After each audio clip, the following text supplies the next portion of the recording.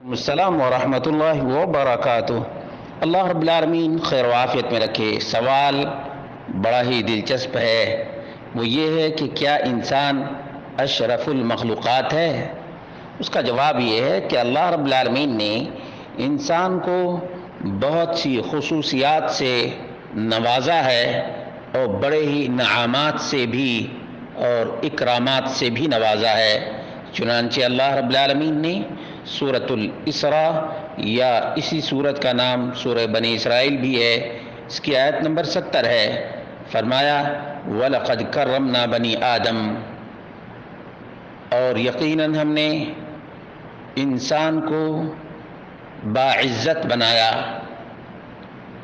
وَحَمَلْنَاهُمْ فِي الْبَرِّ وَالْبَحْرِ وَرَزَقْنَاهُمْ مِنَ الطَّيِّبَاتِ وَفَضَّلْنَاهُمْ عَلَى كَثِيرٍ مِّمَّنْ خَلَقْنَا تَفْضِيلًا، اور ہم نے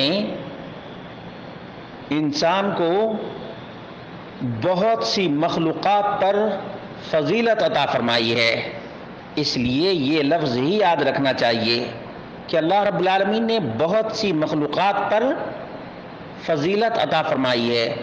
اشرف المخلوقات علی الاطلاق بولنا دلیل کے اعتبار سے، پروف کے روح سے درست نہیں ہے۔ اللہ رب العالمین نے انسان کو، آدم کو خاص طور سے مسجود ملائکہ بنایا۔ وَإِذْ قَالَ رَبُّكَ لِلْمَلَائِكَةِ إِنِّي جَاعِلٌ فِي الْأَرْضِ خَلِيفَةً، یہ سورۃ البقرہ کی آیت ہے۔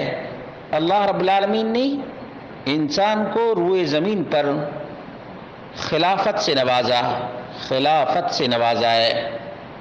اس سے معلوم ہوا کہ اللہ رب العالمین نے کس طرح سے انسان کو اپنے تکریم سے نوازا ہے، اور اسی طرح سے فرمایا قال ارأيتك هذا الذي كرمت علي لئن أخرتني إلى يوم القيامة لأحتنكن ذريته إلا قليلا۔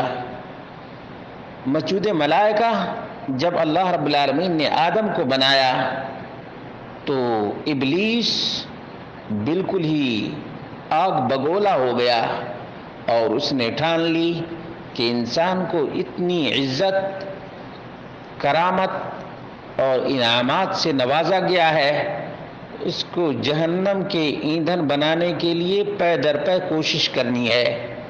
تو اس طرح سے انسان کو اپنی حقیقت یاد رکھنی چاہیے اور اپنے آپ کو انسان کی صفت سے متصف رکھنا چاہیے، کیونکہ اللہ رب العالمین نے عقل و خرد سے بھی نوازا ہے، عقل و خرد سے بھی نوازا ہے، اور بہترین ڈھانچے میں بھی پیدا کیا ہے۔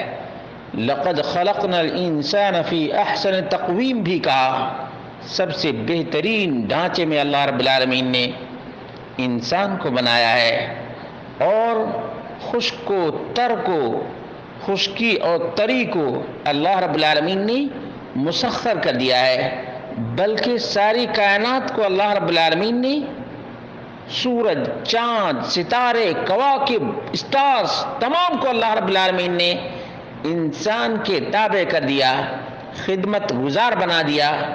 کتنے ہی حیوانات ہیں جن کو اللہ رب العالمین نے سواری کے لیے، کھانے کے لیے، استعمال کے لیے، فائدہ اٹھانے کے لیے پیدا کیا ہے۔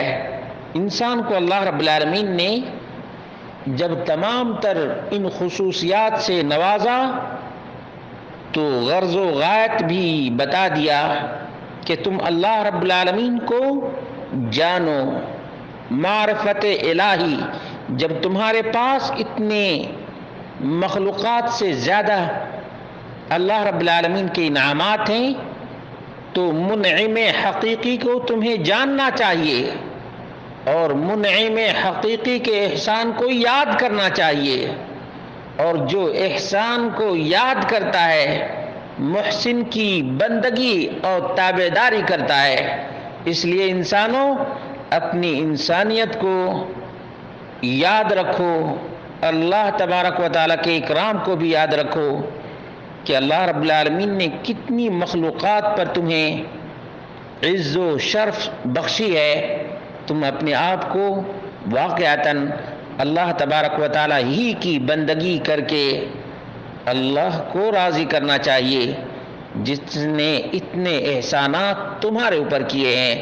اللہ رب العالمین ہم سب کو یہ بات سمجھنے کی توفیق عطا فرمائے، اور جو عقل و دانش اللہ رب العالمین نے عنایت فرمائی ہے، عقل و دانش کو توحید کے لیے استعمال کرنے کی توفیق عطا فرمائے، اور شرک سے بچنے کے لیے بھی